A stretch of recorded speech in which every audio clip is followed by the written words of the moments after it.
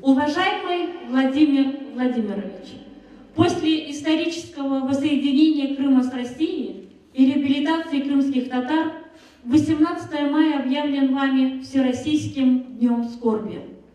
Традиционно в этот день крымские татары проводили митинг на главной площади Симферополя.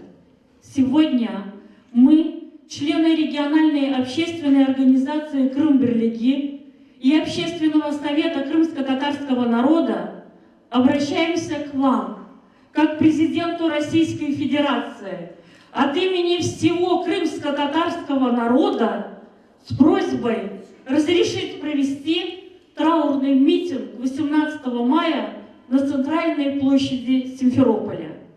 Пусть этот день станет днем сплочения.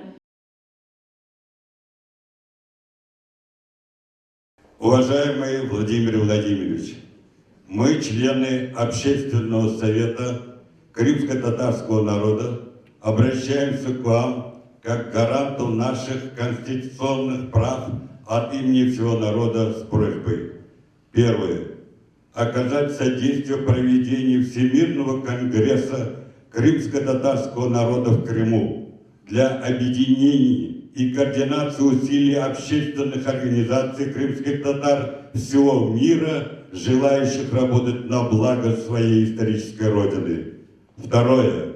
Оказать содействие в организации выборов делегатов Курултая крымско-татарского народа, представители которого на легитимной основе будут достойно представлять наш народ во всех органах власти Республики Крым и города Севастополя.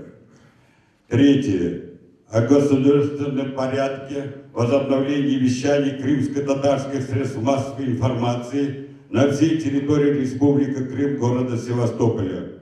Мы, как представители крымско-татарского народа, хотим поздравить всех россиян и вас, как президента страны, наступающим праздником Днем Победы в Великой Отечественной войне, избавивший мир от коричневой чумы фашизма.